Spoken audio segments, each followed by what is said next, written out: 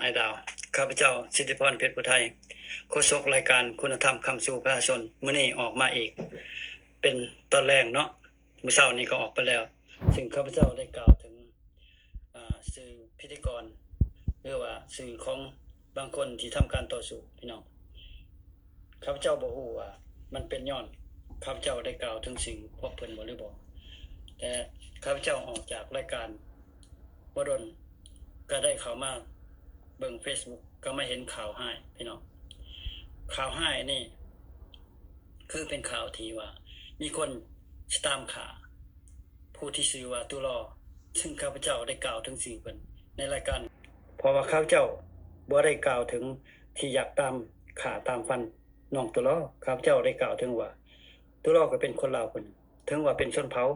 ามงก็อยู่ไสไผสิบ่แม่นเผ่าคันอยู่ในแผ่นดินลาวข้าพเจ้าได้เว้าถึงเรื่องนี้คือกันมื้อเช้าข้าพเจ้ากล่าวถึงว่าข้าพเจ้าเองก็เป็นเผ่าผู้ไทยแต่ตุลอเป็นเผ่ามงอยู่แต่ว่าเพิ่นก็ได้เว้าอยู่ตลอดมาว่าเพิ่นเป็นคนลาวเพิ่นก็บอกตามความจริงว่าเพิ่นเป็นชนเผ่ามงเชื้อชาติลาวก็เหมือนกันข้าพเจ้าคนเชื้อชาติลาวเผ่าผู้ไทยก็คือกันแล้วก็โดยบังเอิญบ่หรือว่าอันหยังก็บ่ฮู้เนาะมันสิเป็นจังได๋ข้าพเจ้าได้กล่าวตัวนั้นกล่าวถึงชื่อของน้องตุลอก็ได้มาจัดได้ออกรายการมื้อเช้านี้ในรายการคุณธรรมคำสู่ประชาชนได้กล่าวถึงน้องตุลอได้กล่าวถึงน้อง มารีที่เท็กซัสและได้กล่าวถึงท่านดร.พารีพร้อมชื่อเสียงนะแต่ว่าและเป็นหยังเมื่อข้าพเจ้าออกรายการแบบนี้ได้กล่าวถึงสิ่งจำนวนคนลาวทั้งหมดที่เป็นคนลาวเมื่อข้าพเจ้าออกจากรายการแล้วข้าพเจ้าไปเวียกไปตลาดหยังมาเข้าบน Facebook มาเห็นข่าวที่ว่ามีคนสิขาตุลอพี่น้องข้าพเจ้ารู้สึกว่ามีความคะแนงในใจมีความหรือว่ามีความย่านคืออย่างหนึ่งก็ย่านเป็นความผิดของตัวเองที่ได้กล่าวถึงสิ่งตุลอแล้วข้าพเจ้าจึงจำเป็นต้องได้ออกมาแก้ข่าวตัวนี้พี่น้องข้าพเจ้าเองบ่มีเจตนาใดๆที่จะอยากผู้อื่นและสงสารตัวเองบางครั้งได้พบปะสังสรรค์กับหมู่คู่รุ่นผู้เฒ่ากว่าข้าพเจ้าคือกันจมอยากเมื่อบ้านเมืองขึ้นฮอดบ้านเกิดเมืองนอนเป็นจังได๋ก็อยากเมื่อตายอย่าพุ่นหลายคนก็ว่าและข้าพเจ้าเองคือกันแต่บ่กล้าเมื่อข้าพเจ้าก็สงสารผู้อื่นสงสารตัวเองหลายคนก็เว้าว่าตายอยู่อเมริกานี่มันสิ้นเปลืองผู้อยู่ผู้ตายขายหน้าผู้ยังเป็นหยังจังว่าซั่นเฮาบ่มีประกันภัยชีวิตเฮาบ่มีเงินมีคำหลายค่าเฮ็ดศพเฮ็ดเนียมมันก็แพงพี่น้องคันอยู่เมืองบ้านเมืองลาวเฮาเฮ็ดของประเพณีกันนั้นสงกรานต์มันก็บ่ได้ยากบ่ได้ช้าพี่น้องบ่ได้เสียเงินเสียคำน้ำตาก็สิตกคันข้าพเจ้าเห็นคนลาวที่ได้ความลำบากแต่เห็นผู้ที่มีความผิดอีหยังต่อกฎหมายบ้านเมืองของอเมริกาบ่หรือว่าตุลอได้ไปฆ่าไผบ่จึงว่ามีคนออกมาแบบนี้ข้าพเจ้างงทิพย์เลยพี่น้องอันนี้ข้าพเจ้าบ่ได้เว้าข้าพเจ้าอิงตามอยู่ใน Facebook ซึ่งแม่นตุลอเป็นผู้ลงโพสต์ตัวนี้ข้าพเจ้าจะอ่านให้ฟังก็ได้ข้าพเจ้าอ่านตามข้อความใน Facebook ที่ตุลอเป็นผู้เอาลงนี่ตุลอบอกว่าคนลาวสิขาตุลอชื่อว่าผู้ที่สิขาตุลอชื่อว่าแอดี้สิทธิสารปัจจุบันนี้คนผู้นี้อยู่เมืองดัลลัสรัฐเท็กซัสและบุคคลผู้นี้แม่นเป็นผู้ที่ยั่งยืนว่าสิเป็นคนขาตุลอด้วยอาวุธปืนอันนี้อ่านใน Facebook ของตุลอเด้อบ่แม่นข้าพเจ้าว่าเอาเองเด้อนี่เด้อดังนั้นตุลอจึงได้มีฮอดรูปภาพของคนผู้นี้ใส่สีตาดำพี่น้องคนผู้นี้ใส่สีตาดำข้าพเจ้าชื่อครั้งที่อ่านไปน่ะดังนั้นอันนี้คำเว้าของตุลอนะดังนั้นข้าพเจ้าจึงได้เอารูปนี้ขึ้นมาเพื่อเป็นหลักฐานและแจ้งเตือนบอกให้พวกเฮาฮู้จักกันว่าสบายดีพ่อแม่พี่น้องที่เคารพรักแฟนทุกท่านบุคคลที่กำลังสาธยายอยู่นี่ก็เพิ่นก็บอกชื่อเพิ่นว่าทิติพรเพชรพุไทย